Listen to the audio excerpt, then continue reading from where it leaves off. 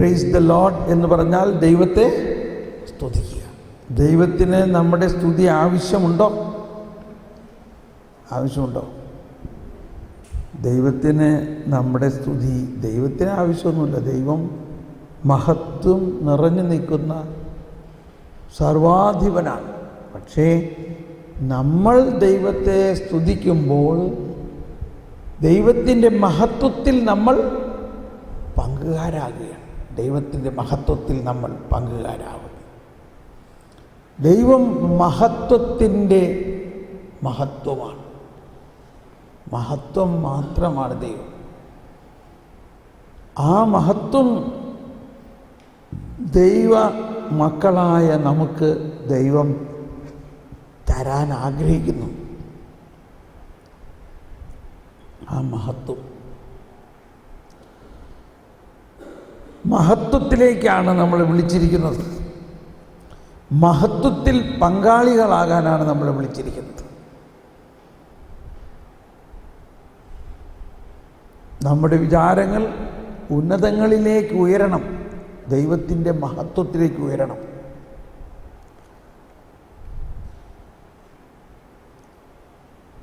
ഞാൻ ഈ ധ്യാനത്തിന് വേണ്ടി പ്രാർത്ഥിക്കുമ്പോൾ കിട്ടിയ ഒരു സൂചന,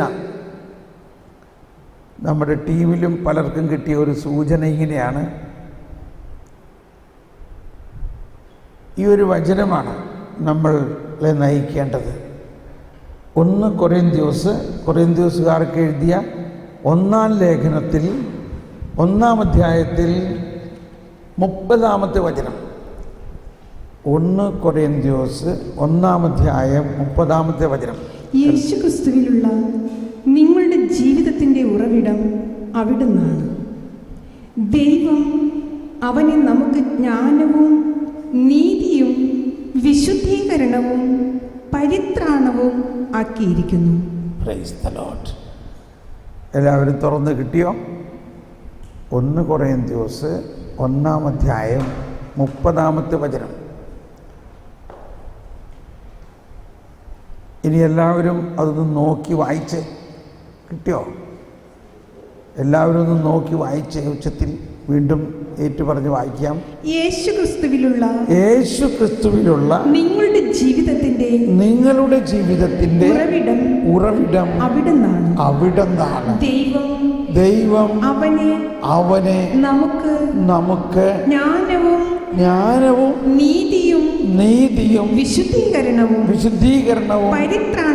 പരിത്രാണവും ആക്കിയിരിക്കുന്നു. ഒന്നുകൂടി വായിച്ചാലോ? യേശുക്രിസ്തുവിലുള്ള നിങ്ങളുടെ ജീവിതത്തിന്റെ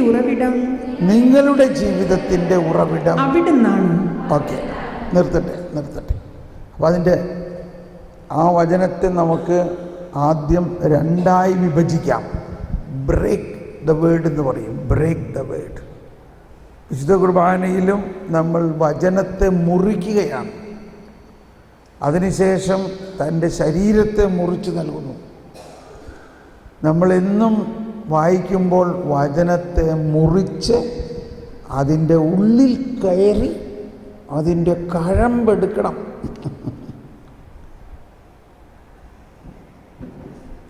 എന്താണ് അവിടെ പറഞ്ഞിരിക്കുന്നത്? യേശു ക്രിസ്തുവിലുള്ള നിങ്ങളുടെ ജീവിതത്തിൻ്റെ ഉറവിടം ആരാണ്? യേശു ക്രിസ്തു തന്നെയാണ്. ഒന്ന് മനസ്സിലാക്കണം, നിങ്ങളുടെ ജീവിതം യേശു ക്രിസ്തുവിലാണോ? സംശയമില്ല.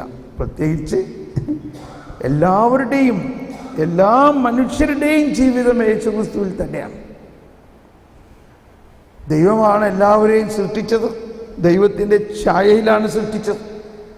എന്നാൽ അതിലുപരി ആ ദൈവത്തിന് വേണ്ടി സകലതും അപ്പനെയും അമ്മയെയും ജീവിതം മുഴുവനും വിട്ട് സമർപ്പിത ജീവിതത്തിലേക്ക് വന്നിരിക്കുന്ന സിസ്റ്റേഴ്സായവരും സിസ്റ്റേഴ്സ് ആകാൻ വേണ്ടി ആഗ്രഹിച്ചു വന്നിരിക്കുന്നവരും, എന്തോ ഒരു വലിയ ഒരു വിളിയാണത്. എന്തോ ഒരു വലിയ സ്നേഹമായിരിക്കും അത്. എന്തുകൊണ്ടാണ് നമ്മളിവിടെ വന്നത്? നിങ്ങളുടെ ജീവിതം യേശു ക്രിസ്തുവിലാണ്. യേശു ക്രിസ്തുവിലുള്ള നിങ്ങളുടെ ജീവിതം. ഒന്ന് വായിച്ചേ.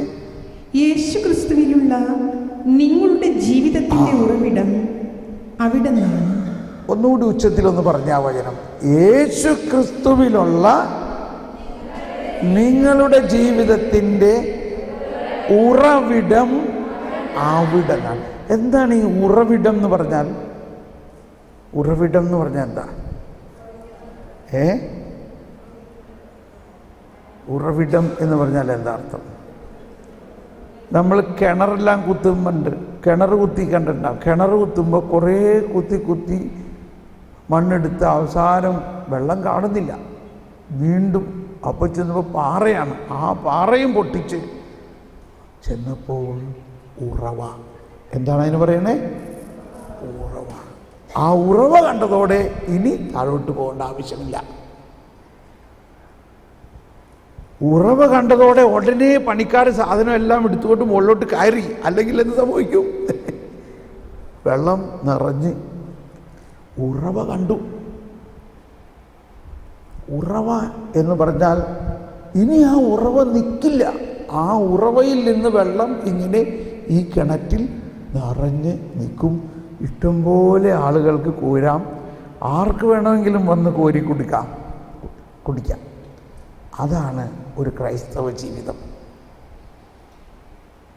നമ്മളിപ്പോൾ പാടിയ പാട്ടിൽ കേട്ടില്ലേ? ജീവജലത്തിൻ, നമ്മളതിൽ പാടുന്നത് അരുവിയായിട്ടെന്നാണ്. കാരണം വചനത്തിൽ, നമ്മുടെ മലയാളം ബൈബിളിൽ അങ്ങനെയാണ് എഴുതിയിരിക്കുന്നത്. എന്നിൽ വിശ്വസിക്കുന്നവൻ്റെ ഹൃദയത്തിൽ നിന്നും ജീവജലത്തിൻ്റെ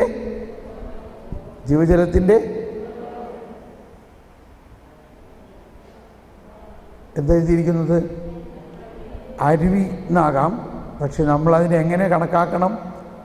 ഈ അരുവി എന്ന് പറഞ്ഞാൽ ഈ വഴിയൊക്കത്തുകൂടി പോകുന്ന ഒരു ചെറിയ തോട് എന്നുള്ള അർത്ഥമല്ല. അർത്ഥമാണ് അവിടെ നമ്മൾക്ക് ചിലപ്പോൾ ചിന്തിക്കാൻ. പക്ഷെ അത് വാസ്തവത്തിൽ ഉറവയാണ്, ഉറവ.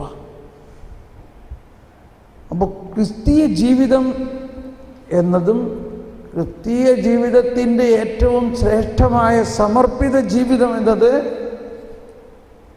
യേശു ക്രിസ്തുവിലുള്ള ജീവിതമാണ്. ക്രിസ്റ്റോസെൻട്രിക്, ക്രിസ്തു കേന്ദ്രീകൃത ജീവിതം, ക്രിസ്തു നയിക്കപ്പെടുന്ന ജീവിതം, ക്രിസ്തു ശക്തി പകർന്ന ജീവിതം, ക്രിസ്തു രൂപാന്തരീകരിക്കുന്ന ജീവിതം, ക്രിസ്തു തൻ്റെ മഹത്വം നൽകുന്ന ജീവിതം, ക്രിസ്തു തൻ്റെ സ്നേഹം മുഴുവനും നൽകുന്ന ജീവിതം, സ്നേഹിതർക്ക് വേണ്ടി അവസാനത്തുള്ളി രക്തം വരെ നൽകുന്ന ജീവിതം. എന്ത് മനോഹര ജീവിതം, എന്ത് വിശുദ്ധ ജീവിതം, എന്ത് മഹത്വമുള്ള ജീവിതം! യേശു ക്രിസ്തുവിലുള്ള നിങ്ങളുടെ ജീവിതം, അതാണ് സമർപ്പിത ജീവിതം. ഒന്നെല്ലാവരും പറഞ്ഞ്, യേശു ക്രിസ്തുവിലുള്ള നിങ്ങളുടെ ജീവിതത്തിൻ്റെ ഉറവ, ഉറവിടം അവിടുന്ന് തന്നെയാണ്.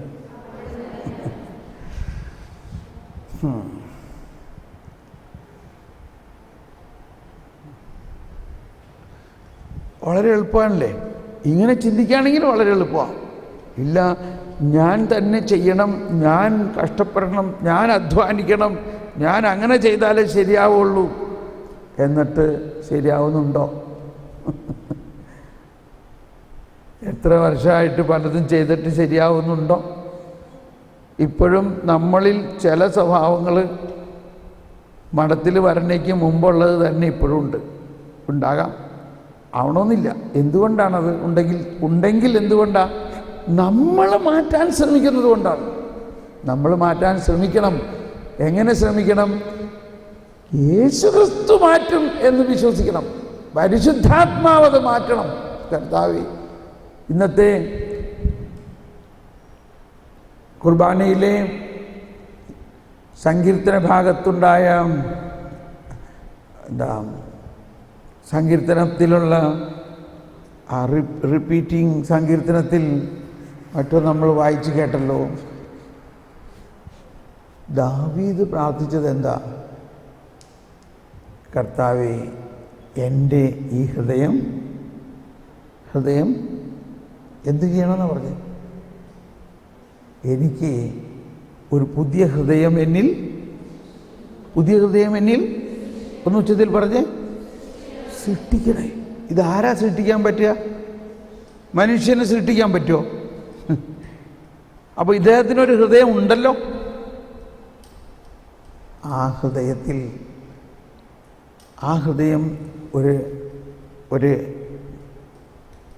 ആ ഹൃദയം കൊണ്ട് ശരിയാവുന്നില്ല കാര്യങ്ങൾ.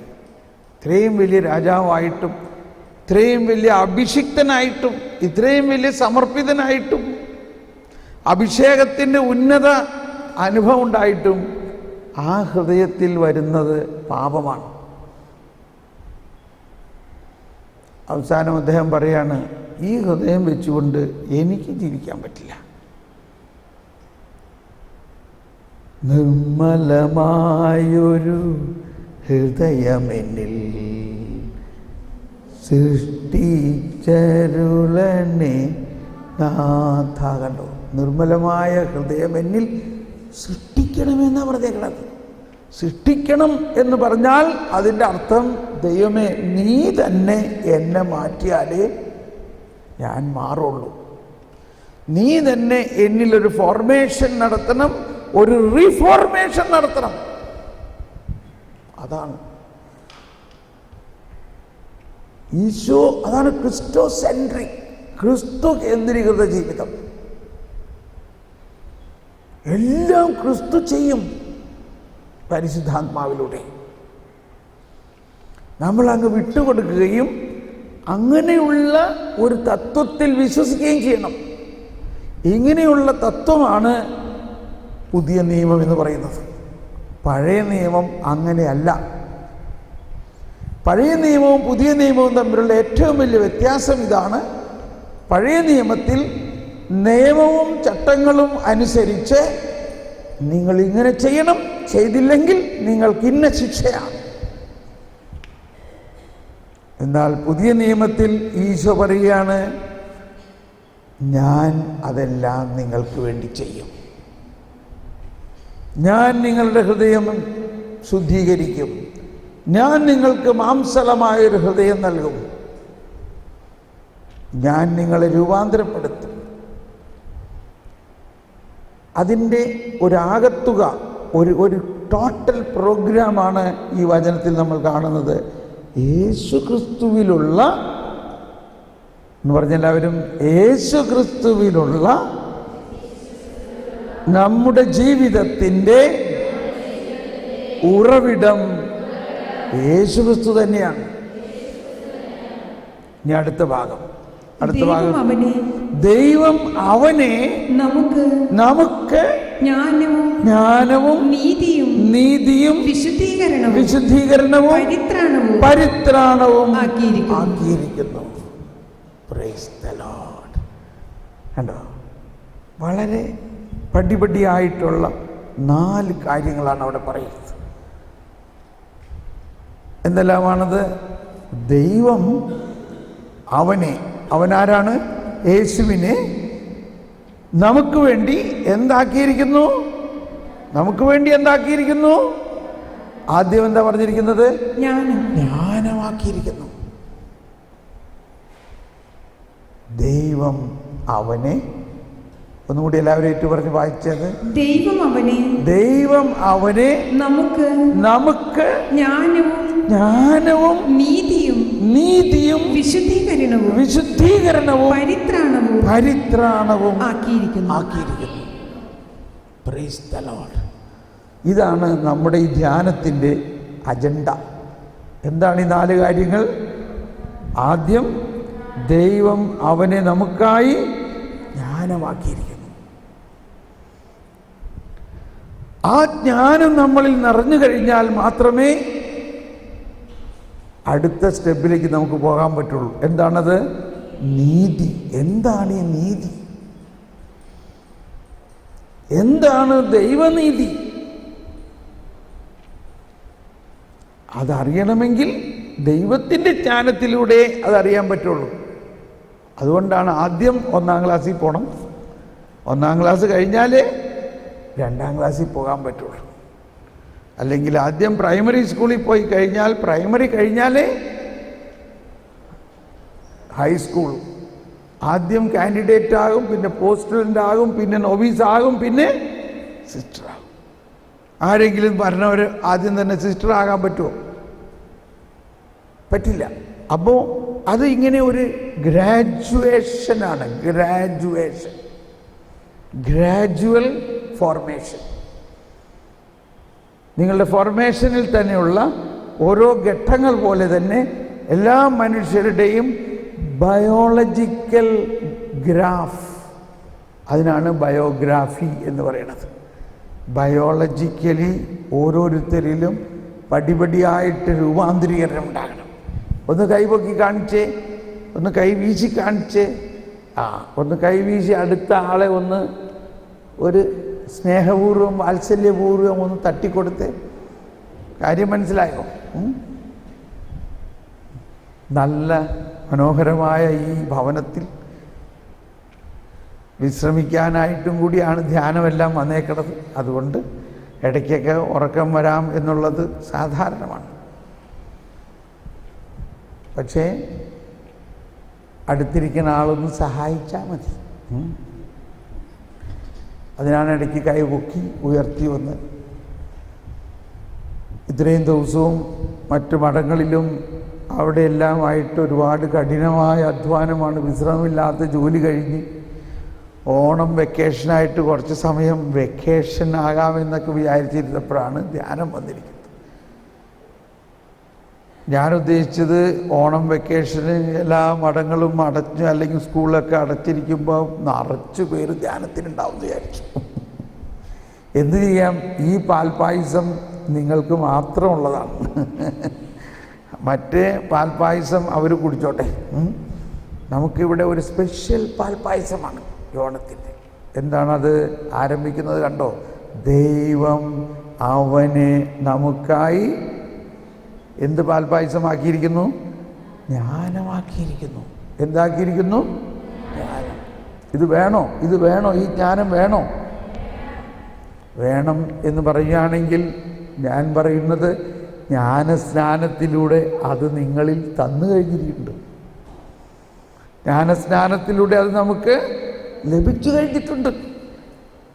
വലിയൊരു സമ്മാനപ്പെട്ടി നമുക്ക് ലഭിച്ചു. എങ്കിലും ആ പെട്ടി തുറന്നിട്ടില്ല.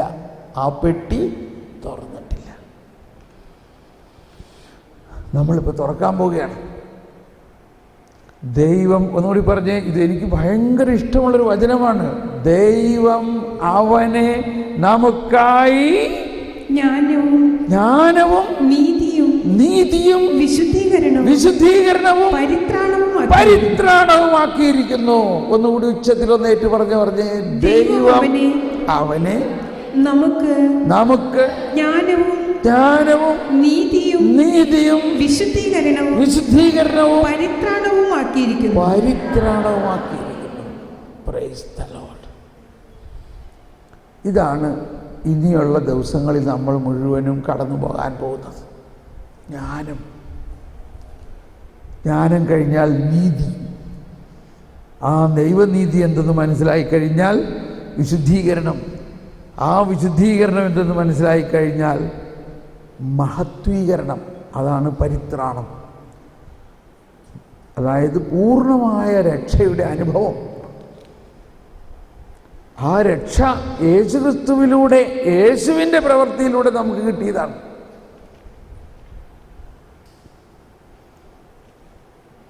ഇന്ന് പൗലോസ്ലീഹയുടെ ലേഖനത്തിൽ നമ്മൾ കേട്ടല്ലോ. പൗലോസ്ലീഹ പറയാണ്, ഞാൻ പാപികളിൽ ഒന്നാമനായിരുന്നു. ഇത്രയും വലിയ പാപിയായ എന്നെ അവിടുത്തെ കരുണയും കൃപയും കരകവിഞ്ഞൊഴുകിയപ്പോൾ എനിക്ക് രക്ഷ കിട്ടി. എൻ്റെ പാപത്തിൽ നിന്ന് മോചനം കിട്ടി. അതെൻ്റെ പ്രവൃത്തി കൊണ്ടല്ല, അത് കർത്താവ് ഈശോ മിശിഹ എന്നിൽ പ്രവർത്തിച്ച പ്രവൃത്തി കൊണ്ടാണ്.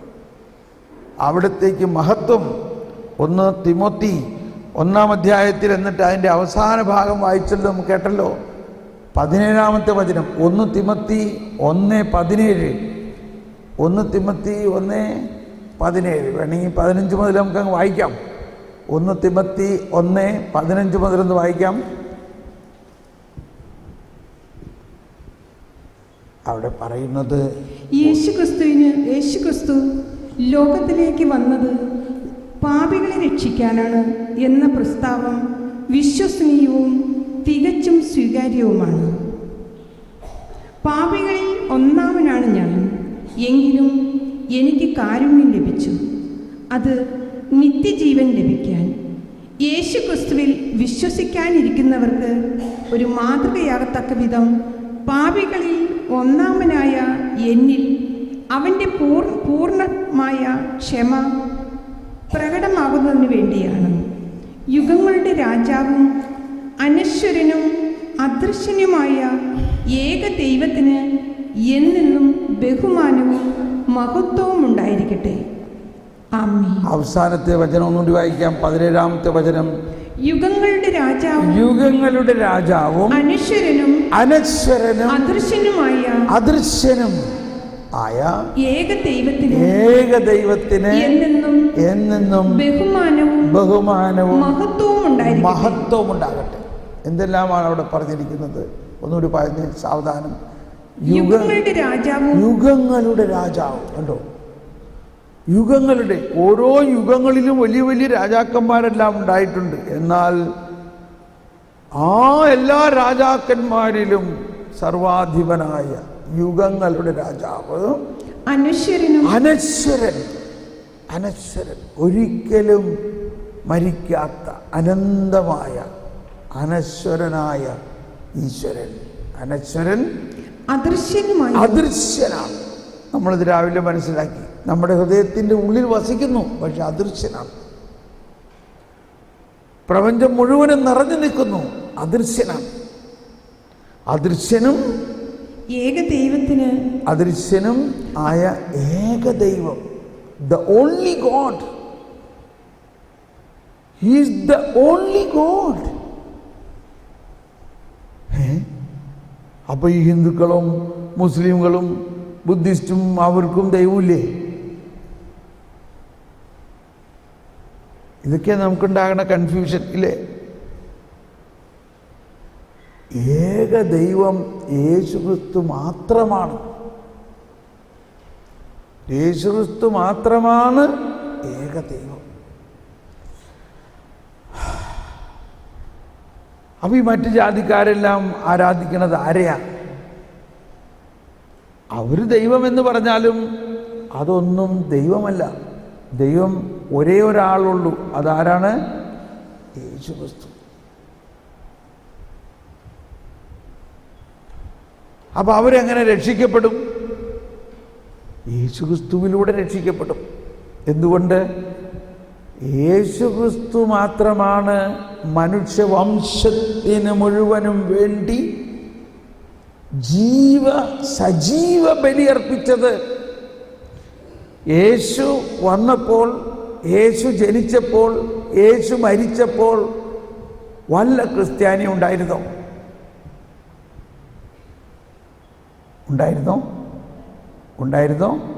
ഉണ്ടായിരുന്നില്ല. അപ്പൊ യേശു ആർക്ക് വേണ്ടിയാ ജനിച്ചത്, മരിച്ചത്? ആർക്ക് വേണ്ടിയാ? ക്രിസ്ത്യാനിക്ക് വേണ്ടിയാണോ? കൺഫ്യൂഷനായില്ലേ? ആർക്ക് വേണ്ടിയാ? എല്ലാ മനുഷ്യർക്കും വേണ്ടിയാണ്. എല്ലാ ജാതി മതസ്ഥർക്കും വേണ്ടിയാണ്. ജാതി മതമൊക്കെ മനുഷ്യനുണ്ടാക്കിയതാണ്. ദൈവത്തെ സംബന്ധിച്ച് എല്ലാ മനുഷ്യരും ദൈവത്തിൻ്റെ മക്കളാണ്. എല്ലാ മനുഷ്യരും ആദത്തിൻ്റെ പാപം മൂലമാണ് കളങ്കിതമായത്. ആ ആദത്തിൻ്റെ പാപത്തിന് യേശു പരിഹാരം ചെയ്യുകയും ആ പാപപരിഹാരത്തിൻ്റെ ഫലമാണ് പരിത്രാണം, രക്ഷ. അത് വിശ്വസിക്കുന്ന എല്ലാവർക്കും ലഭിക്കുന്നു. വാസ്തവത്തിൽ അത് ലോകം മുഴുവനും വേണ്ടിയുള്ളതാണ്. എന്നാൽ ഇത് അനേകർ ഇന്നും അറിയില്ല. അതറിയിക്കാനാണ് നമ്മൾ ഓരോരുത്തരെയും വിളിച്ചിരിക്കുന്നത്. അതാണ് നമ്മുടെ വിളി. ഇത് അറിയിക്കുക, ഇത് മറ്റുള്ളവരെ അറിയിക്കുക. അതറിയിക്കണമെങ്കിൽ ആദ്യം അത് നമുക്ക് അനുഭവമാകണം. ആ രക്ഷ നമുക്കത് പറയാൻ സാധിക്കണം. ഞാൻ ആ രക്ഷയുടെ അനുഭവത്തിൽ എന്നിൽ യേശുക്രിസ്തു വാഴുന്നു, എന്നിൽ യേശുക്രിസ്തു വസിക്കുന്നു, ഞാൻ മറ്റൊരു യേശുവാണ്. അതാണ് യേശുക്രിസ്തുവിലുള്ള നിങ്ങളുടെ ജീവിതത്തിൻ്റെ ഉറവിടം. അവിടുന്ന് തന്നെയാണ് ദൈവം അവനെ നമുക്കായി എന്താക്കി? ജ്ഞാനവും നീതിയും വിശുദ്ധീകരണവും പരിത്രാണവും. ഒന്നുകൂടി പറഞ്ഞേ, ദൈവം അവനെ നമുക്കായി ജ്ഞാനവും നീതിയും വിശുദ്ധീകരണവും പരിത്രാണവുമാക്കി. ഇനി നമുക്ക് അതിൻ്റെ ആദ്യ ഭാഗത്തിലേക്ക് പോകാം. ജ്ഞാനമാക്കി. ദൈവം അവന് നമുക്കായി ജ്ഞാനമാക്കി. ദൈവം മനുഷ്യനെ സൃഷ്ടിച്ചപ്പോൾ തന്നെ അവനിൽ ദൈവം ഉണ്ടായിരുന്നല്ലോ. ഉത്ഭവ പാപം ചെയ്യുന്നതിന് മുൻപ് അവൻ പരിശുദ്ധ അവസ്ഥയിലായിരുന്നു. ത്രിത്വിക ദൈവം ആദവും ഹവ്വയിലും ഉണ്ടായിരുന്നോ ഇല്ലയോ? ഉണ്ടായിരുന്നു. പക്ഷേ എങ്കിലും ദൈവം നൽകിയ കൽപ്പനയായിരുന്നു ഇന്നത് ചെയ്യരുത്, ഇന്നത് ചെയ്യരുത്. എന്ത് ചെയ്യരുതെന്നാ പറഞ്ഞേ? തോട്ടത്തിലെ അറിവിൻ്റെ നന്മ തിന്മകളുടെ അറിവിൻ്റെ വൃക്ഷത്തിൻ്റെ ഫലം നീ ഭക്ഷിക്കരുത്.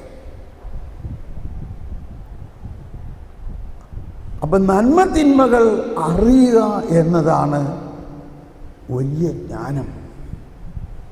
നന്മ തിന്മകൾ അറിയുക. ദൈവം അവർക്ക് കൊടുത്ത കൽപ്പന ഇതാണ്: നന്മ തിന്മകളുടെ അറിവിൻ്റെ വൃക്ഷത്തിൻ്റെ ഫലം നിങ്ങൾ ഭക്ഷിക്കരുത്.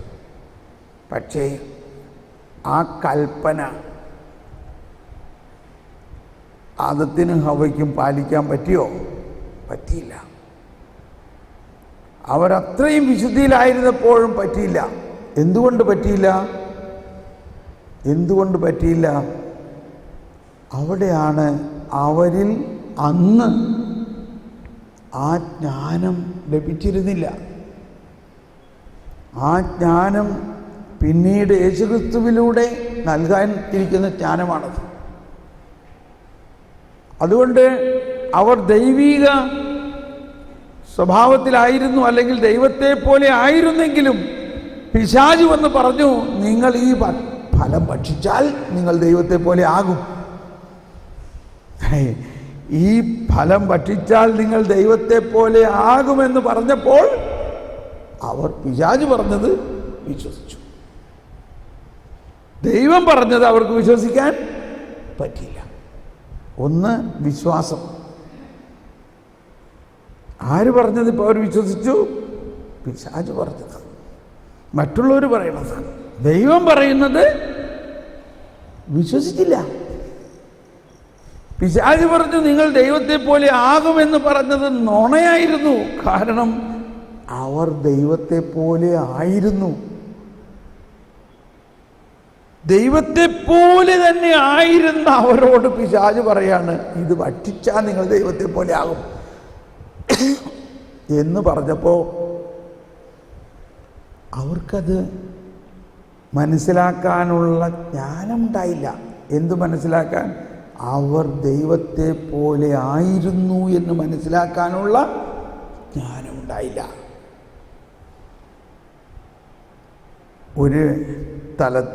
ഒരു തരത്തിൽ ഇതല്ലേ ഇപ്പോഴും സംഭവിച്ചുകൊണ്ടിരിക്കുന്നത്?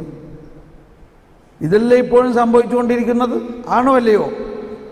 നമ്മളോട് ദൈവം ഇത്രോരം സംസാരിക്കുന്നു, എന്തോരം വചനം കേൾക്കുന്നു, എങ്കിലും വേറെ ആരെങ്കിലും ഒരു സുഹൃത്ത് വന്നിട്ട് പറയാണ്, നീ വെറുതെ ജീവിതം മുഴുവനും ഈ മഠത്തിൽ പോകേണ്ട ആവശ്യമൊന്നുമില്ല. വീട്ടിലെ ആൾക്കാർ സുഖമായിട്ട് പുറത്ത് ജീവിക്കണം.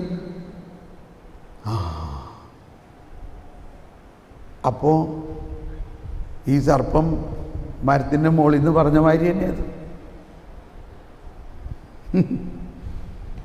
അപ്പോൾ നമ്മൾ ചിലപ്പോൾ ആര് പറയണത് വിശ്വസിക്കും?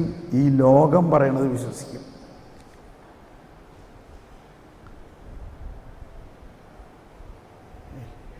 ഈശോയെ ശരീരവും രക്തവും ഭക്ഷിക്കുകയും യേശുവിൻ്റെ ആത്മാവ് കൊണ്ട് നിറയുകയും യേശുവിൻ്റെ വചനം ഹൃദയത്തിൽ രേഖപ്പെടുത്തുകയും യേശു മാമോദീസായിലൂടെ നിറഞ്ഞു നിൽക്കുകയും ചെയ്യുന്നവരാണെങ്കിലും നമ്മളിപ്പോഴും പറയണത്, ഓ പാപിയും ബലഹീനയായ ഞാനൊന്നുമല്ല, എനിക്കൊന്നുമല്ല, ഞാനൊന്നുമല്ല. നമ്മൾ മറ്റൊരു ക്രിസ്തുവാണെന്നുള്ളത് മനസ്സിലാക്കുന്നില്ല. നമ്മൾ ആരാണ്? മറ്റൊരു ക്രിസ്തുവാണ്, മറ്റൊരു ക്രിസ്തുവാണ്. അപ്പോൾ ആദവും ഹവ്വയും ദൈവത്തെ പോലെ ആയിരുന്നു. ദൈവത്തെ പോലെ ആയിരുന്നിട്ടും അവർക്കന്നത് മനസ്സിലായില്ല. ഇതിന് ഞാൻ പറയാറുള്ളത് ഒറിജിനൽ അജ്ഞത. എന്താണത്? ഒറിജിനൽ അജ്ഞത.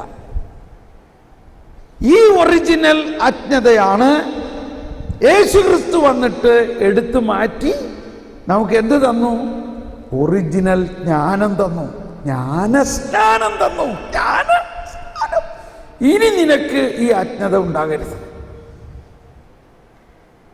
അതാണ് ഇവിടെ പറഞ്ഞത്, ദൈവം അവനെ നമുക്കായി ജ്ഞാനമാക്കിയിരിക്കുന്നു. ദൈവം അവനെ നമുക്കായി എന്താക്കി? ജ്ഞാനം. ആ ജ്ഞാനം ഞാൻ നിനക്ക് തരുന്നു. ഇനി നീ ഈ മണ്ടത്തരം ആദവും ഹവ്വയും ചെയ്ത മാതിരി ചെയ്തു പോകരുത്, ചെയ്യരുത്, ചെയ്യില്ല. അവരിൽ നിന്നും അവർക്കുണ്ടായിരുന്ന അജ്ഞത മാറ്റി ജ്ഞാനസ്നാനത്തിലൂടെ ദൈവത്തിൻ്റെ ജ്ഞാനം മുഴുവനും നമുക്ക് നൽകിയിരിക്കുന്നു. ദൈവത്തിൻ്റെ ജ്ഞാനം. ദൈവം അവനെ നമുക്കായി ജ്ഞാനമാക്കിയിരിക്കുന്നു. ഒന്ന് ആത്മാർത്ഥമായിട്ടൊന്ന് ചിന്തിച്ച്, നമ്മളെ ആരെങ്കിലും ജ്ഞാനത്തിന് വേണ്ടി പ്രാർത്ഥിക്കാൻ പഠിപ്പിച്ചിട്ടുണ്ടോ? ഉണ്ടോ? ജ്ഞാനത്തിന് വേണ്ടി നമ്മൾ പ്രാർത്ഥിക്കാറുണ്ടോ? ഉണ്ടോ? ജ്ഞാനത്തിൻ്റെ ഒരു ക്ലാസ് ഏതെങ്കിലും ഒരു ധ്യാനത്തിൽ കേൾക്കാറുണ്ടോ? ഉണ്ടോ? ഉണ്ടല്ലേ? എന്നിട്ട് എന്തോരം ജ്ഞാനം നമുക്കിപ്പോൾ കിട്ടി. അപ്പോൾ ജ്ഞാനം നമ്മളിലേക്ക് നിറഞ്ഞാൽ മാത്രമേ, ജ്ഞാനം നമ്മളിൽ നിറഞ്ഞാൽ മാത്രമേ ഈ ജ്ഞാനത്തിൻ്റെ ഉറവിടമായ യേശു ആരാണെന്ന് മനസ്സിലാകുകയുള്ളൂ. നമ്മുടെ ജീവിതത്തിൻ്റെ അർത്ഥമെന്തെന്ന് മനസ്സിലാകുകയുള്ളൂ. നമ്മുടെ ജീവിതം എങ്ങനെ ദൈവം ഉയർത്തുമെന്ന് മനസ്സിലാവുകയുള്ളൂ. ജ്ഞാനം നമ്മളിലേക്ക് നിറഞ്ഞാൽ മാത്രമേ ദൈവിക രഹസ്യങ്ങൾ നമുക്ക് മനസ്സിലാകുകയുള്ളൂ. ഈ ആദ്യത്തെ ദിവസം വളരെ ബുദ്ധിമുട്ടുള്ള ദിവസമായിരിക്കും. ഇവിടെ വന്നു പോയത് അബദ്ധമായി എന്ന് വിചാരിക്കുന്ന ദിവസമാണ്. ഇവിടുന്ന് എങ്ങനെയെങ്കിലും എണീറ്റ് ഓടണം എന്ന് വിചാരിക്കുന്ന ദിവസം ആദ്യത്തെ ദിവസം, കേട്ടോ. അതുകൊണ്ട് ക്ഷമിക്കണം. വൈകുന്നേരം ആവുന്നത് വരെ നിങ്ങൾക്ക് ബുദ്ധിമുട്ട് തന്നെ ആയിരിക്കും ആദ്യത്തെ ദിവസം. പ്രത്യേകിച്ച് ഈ ജ്ഞാനത്തെക്കുറിച്ചാണ് ഇന്ന് മുഴുവനും നമ്മൾ കേൾക്കാൻ പോകുന്നത്. അതോടെ നമുക്ക് പലരും പറയാറ്, അയ്യോ എനിക്ക് ഇവിടെ ഇരിക്കണ്ട, എനിക്ക് ഇവിടെ നിന്ന് ഇത് കേൾക്കാൻ വേണ്ടിയാണ് ഞാൻ വന്നത്, ഇതൊക്കെ ഞങ്ങൾക്ക് അറിഞ്ഞൂടെ, ഞങ്ങൾ എന്തോരം പഠിച്ചേക്കുന്നതാണിത്, എങ്ങനെയെങ്കിലും ഇവിടെ നിന്ന് ഓടിപ്പോകാൻ തോന്നും. അതുകൊണ്ട് ഞാൻ മുൻകൂട്ടി നിങ്ങൾക്കൊരു കരുതൽ തരികയാണ്. നിങ്ങളെങ്ങും ഓടിയാലും പോകാൻ പോകില്ല എന്ന് എനിക്കറിയാം. കാരണം പക്ഷെ ഇങ്ങനൊരു ചിന്ത വരും, ഇതൊക്കെ എന്തിനാണ്, ഇതൊക്കെ എനിക്കറിയാമല്ലോ. അവിടെയാണ് ജ്ഞാനം കിടക്കാനുള്ള തടസ്സം. ജ്ഞാനസ്നാനത്തിലൂടെ നമുക്ക് ലഭിച്ചിട്ടുണ്ടെങ്കിലും അത് തുറക്കാത്തതിൻ്റെ പല കാരണങ്ങളിൽ ഒന്നിതാണ്, ഇതൊക്കെ ഞങ്ങൾക്കറിയാലോ എന്ന് കൊച്ചുകുട്ടികൾ വരെ പറയാറില്ലേ? കൊച്ചുകുട്ടികൾ, ഇവരൊക്കെ കൊച്ചുകുട്ടികളായിട്ട് നമുക്ക് പരിഗണിക്കാമില്ലേ? ഈ കൊച്ചുകുട്ടികൾ അമ്മയോട് എന്ത് പറയും? മമ്മിക്കൊന്നും അറിഞ്ഞൂടാ, മമ്മിക്കൊന്നും അറിഞ്ഞൂടാ, പപ്പയ്ക്കൊന്നും അറിഞ്ഞൂടാ, ഞാൻ പറഞ്ഞുതരാം. മനുഷ്യനിൽ സ്വഭാവേനയുള്ള ഒന്നാണ് എനിക്കെല്ലാം അറിയാം എന്നുള്ള ഒരു ഒരു ഒരു ഒരു എന്ത് പറയും, ആ വാക്ക് പറയാതിരിക്കാൻ നല്ലത് ഇല്ലേ? മാതാവിൻ്റെ സ്തോത്രഗീതത്തിൽ എന്താ മാതാവ് പറയണത്? ഈ ദാസിയുടെ താഴ്മയെ അങ്ങ് കണ്ടു. ഇതാ കർത്താവിൻ്റെ ദാസി, അവരുടെ താഴ്മയെ അങ്ങ് കണ്ടു. ഈ സകല വിശുദ്ധന്മാരെ കുറിച്ചെല്ലാം നമ്മൾ പഠിക്കുമ്പോൾ എന്താണ് അവരിൽ ഏറ്റവും പ്രധാനമായിട്ട് മനസ്സിലാവുന്നത്? അവരുടെ താഴ്മ. ഇന്ന് ലൂർദിൽ ഒരുപാട് പേര് പോകുന്നുണ്ടില്ലേ? എന്തോ ഒരു ജനമാണ് അവിടെ വരുന്നതെന്നറിയാമോ? നിങ്ങളൊന്നും ലൂർദിൽ പോകാൻ പറ്റിയിട്ടില്ലായിരിക്കാം, പോയവരും ഉണ്ടാകും ഇവിടെ. എന്നാൽ ഈ ലൂർദ് എങ്ങനെയുണ്ടായി? ആ ലൂർദ് സ്ഥലത്ത് ഈ കമ്മൻസിക്ക് വന്നിരിക്കുന്ന ഈ പെൺകുട്ടികളെ പോലെ ഒരു പെൺകുട്ടി, വലിയ വിദ്യാഭ്യാസമൊന്നുമില്ലാത്ത ഒരു പെൺകുട്ടി വിറവിറക്കാൻ പോയതാ. എന്താണ് ആ പെൺകുട്ടിയുടെ പേര്? ബെർണാഡെത്ത്. ബെർണാഡെത്ത് ആ പെൺകുട്ടി അങ്ങനെ ചെല്ലുമ്പോൾ മാതാവ് ഒരു കരിങ്കല്ലുകളുടെ ഒരു ഗുഹയുടെ ഉള്ളിൽ നിന്ന് മാതാവ് കാണുന്നു. ആ മാതാവ് അവളോട് കുറേ കാര്യങ്ങളൊക്കെ പറഞ്ഞു. കേട്ടോ, എന്ത് ക്വാളിഫിക്കേഷൻ ഉണ്ടായിട്ടാണ് അവൾക്ക് എന്ത് കഴിവുണ്ടായിട്ടാണ്? അവളുടെ താഴ്മയെ കടാക്ഷിച്ചു. ഇനി ഇതോടെ ഭയങ്കര പരസ്യമായി, എല്ലാവർക്കും